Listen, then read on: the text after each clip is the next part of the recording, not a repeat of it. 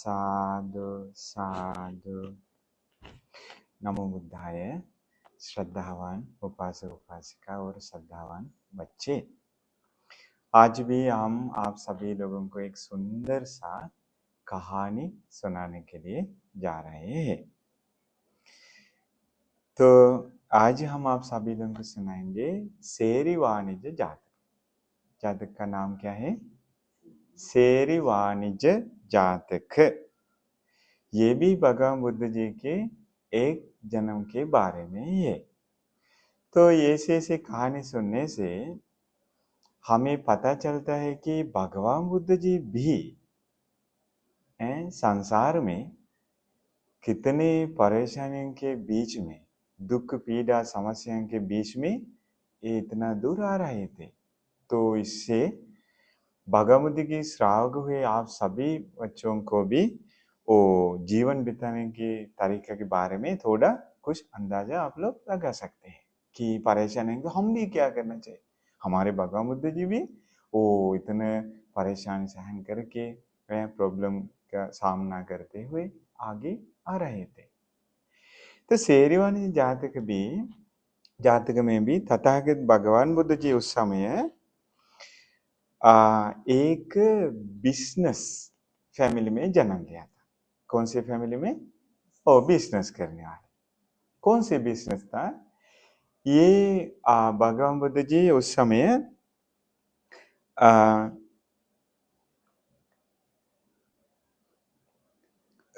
कैसे है जो में कंगन आभूषण है ना, कंगन वगैरह। इसके बाद ये कान में पहनने वाली चीज है। इसके बाद ओ पायल है ना, पैर में डालना, आदि आदि बहुत सारे आभूषण है ना स्त्री लोग पहनने वाले और पुरुष लोग भी पहनने वाले। तो ये आभूषण बेचने वाला था, आभूषण बेचने वाला था। उनका नाम था कच्छपुट। बोधिसत्व का नाम क्या था? कच्छपुट। एवं उस समय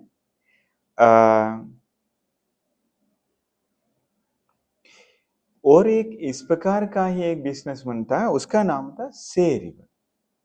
सेरिव और एक कच्छपुट दोनों दोस्त थे। क्या करें, तो इस दुनिया में कुछ लोग दोस्त के रूप में हमारे जीवन में आते कि शायद हमें परेशान करने आते हैं, फिर भी उनके साथ जीवन बिताना है।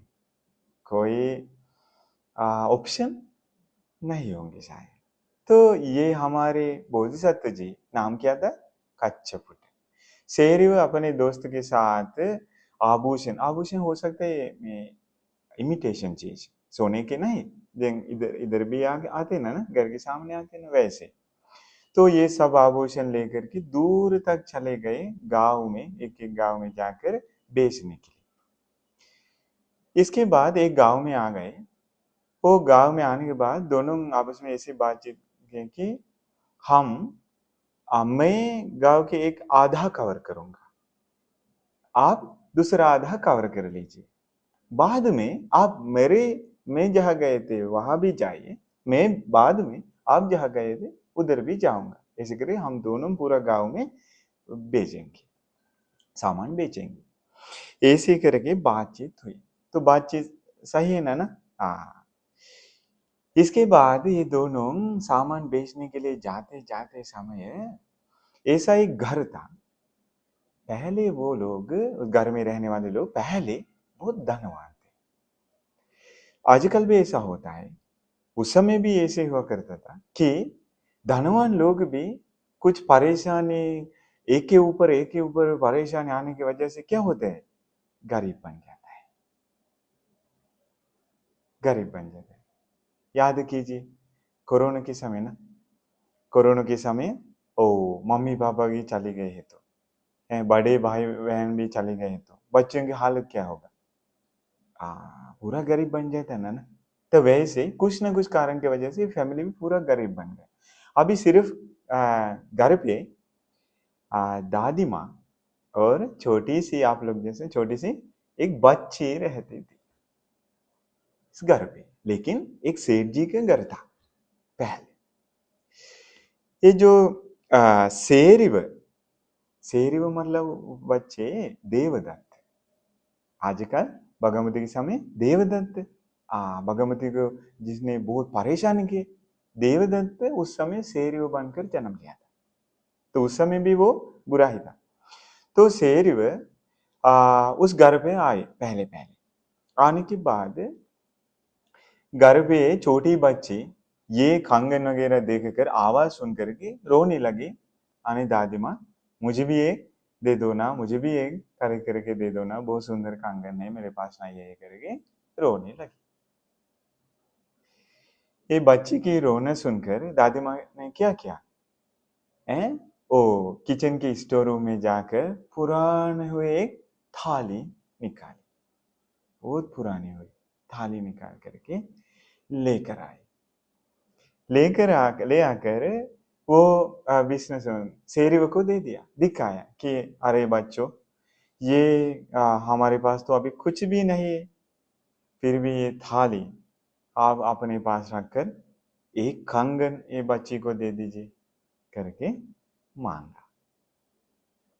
ठीक है, अभी वो थाली बच्चे ऐसा वैसा थाली नहीं था, वो सोने की थाली। कौन सी थाली था? सोने की। किसी को पता नहीं। ये शेरव चुपचाप एक सुई ले लिया, एक निशान लगाया। लगाने पर उनको पता चला कि ये सोने का है। कितना लोभी है ये शेरव, उनको चाहता था उनके पास ये छोटा मोटा सभी सामान दे देंगे तो भी वो थोड़ा सा ही पैसे मिलता है, लेकिन एक कंगन देने के बिना, एक भी कंगन देने के बिना उनको ये थाली लेने का मन किया। कितना लोभी है। इसलिए बच्चे, लोभ हमारे जीवन के लिए सही नहीं रहता है। देखिए, लोभ करने की वजह से कितना परेशान नुकसान होता है। ये बुरे बिजनेसमैन शेरव, उसने डांटने लगा, अरे दादी माँ, ये तो मैं पुराने की थाली है, इसके लिए एक कंगन भी और इसका लायक नहीं है, मैं नहीं दूंगा करके थाली फेंक दिया। थाली फेंक कर चला गया। मन में ऐसे सोचने लगा कि मैं बाद में आकर ये थाली लेकर जाऊंगा। वो लोभी या कैसे है? है बच्चे, लोभी है ना, बहुत लोभी है। एक कंगन दे दिया है तो क्या क्या होगा ना, है? कौन सा नुकसान होगा? फिर भी उनको चाहता था इतना भी नहीं देना। वो चला गया। हमारे बोधिसत्व जी भी अभी उस एरिया में आ गए। हमारे बोधिसत्व जी बच्चे हमेशा हर जीवन में बहुत दया करना से भरे हुए थे। वो एक खास बात थी उनके जीवन में। जल्दी दूसरों के दुख देखकर दिल पिघल जाता है। उनको भी दुख महसूस होता है, दूसरों की मदद करने के लिए आगे आते थे। इस प्रकार के महागुण गुणवान थे बोधिसत्व जी संसार में, हर जीवन में। तो उनको भी देखकर वो छोटी बच्ची रोने लगी, दादी माँ और एक में मामा जी आ रहे हैं, और उनसे मांगो ना, उनसे मांगो ना। इसके बाद दादी माँ कहने लगी कि बच्ची चुप हो जाए।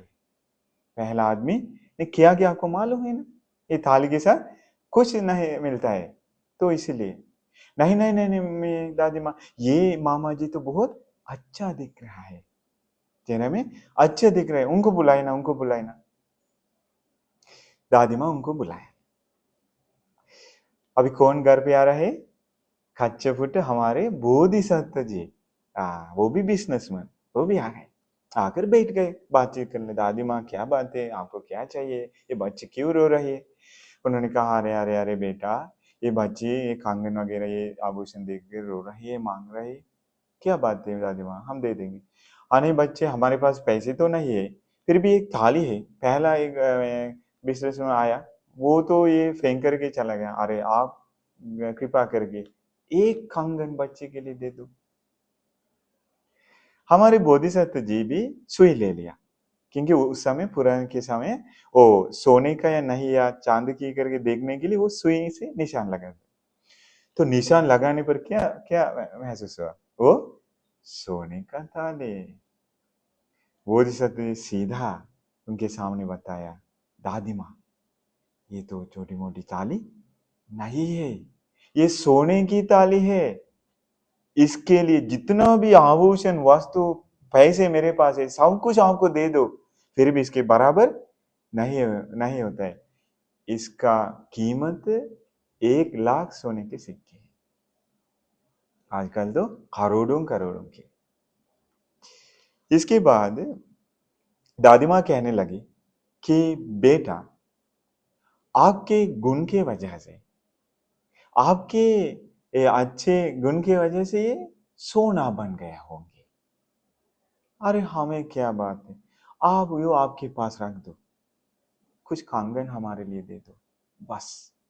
दादी माँ, हमारे बोधिसत्व जी ने क्या किया, पूरे के पूरे आभूषण जितना बेच करके पैसे जमा होते सब पैसे दे दिया। 8 सोने के सिक्के मांगा, क्या करने के लिए? ओ नदी पार करके जाना था। उनको उनको मालूम था कि आगे क्या होने वाला है, क्योंकि उनका दोस्त कितना लोभी है उनको मालूम था। तो आगे क्या होने वाला उनको मालूम था, इसलिए 8 सोने के सिक्के मांगे। नाव के लिए 4 सोने के सिक्के लगता है, फिर भी 2 गुना मांग कर आने 8 सोने के सिक्के लेकर सिर्फ सभी प्रकार के धन संपत्ति उनको उनके पास छोड़ करके थाली लेकर चले गए। नाव को बुलाया, नाव पर चढ़ गए, उसी वक्त 8 सोने के सिक्के दे दिए ताकि वो नदी के बीच में भी कोई आवाज लगाए वापस नहीं आ सकते। उनको पैसे पहले ही पैसे दे दिया 2 गुना, जल्दी मुझे पार करके दे दो। इसके बाद नाव चलने लगे। नदी के बीच में जाते समय कौन था वो जो लोभी लोभी बिजनेसमैन का नाम क्या था? शेरिव।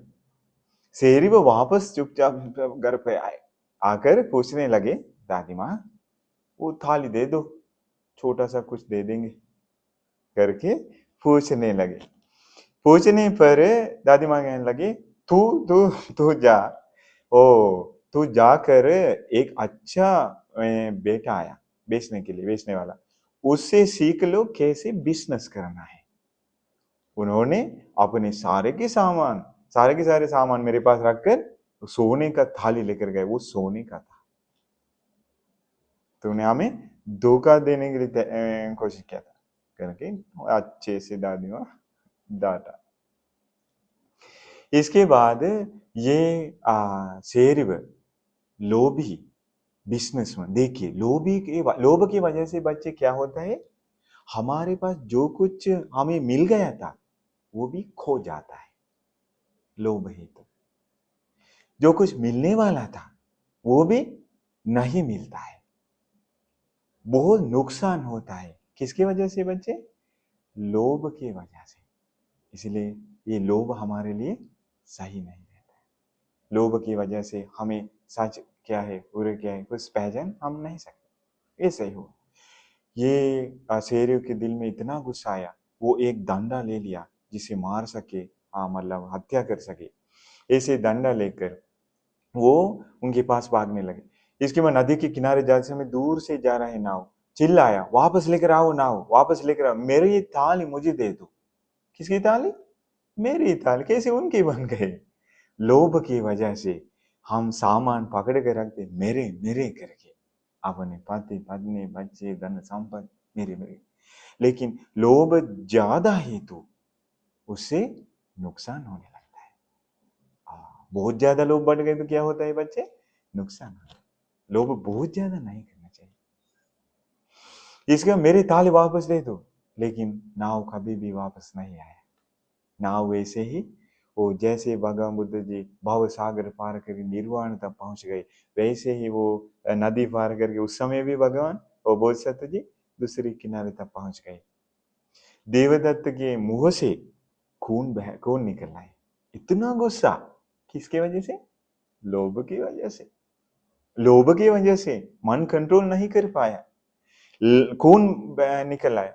इसके बाद रेत दोनों हाथ से रेत पकड़ करके कहने लगा, मैं मेरे हाथ में जितना रेत है उतने जन्मों तक तुम्हारे पीछे पीछे आकर बदला लूंगा। आज से 5 कल्पों से पहले बहुत नजदीक ये हुआ है घटना घटी।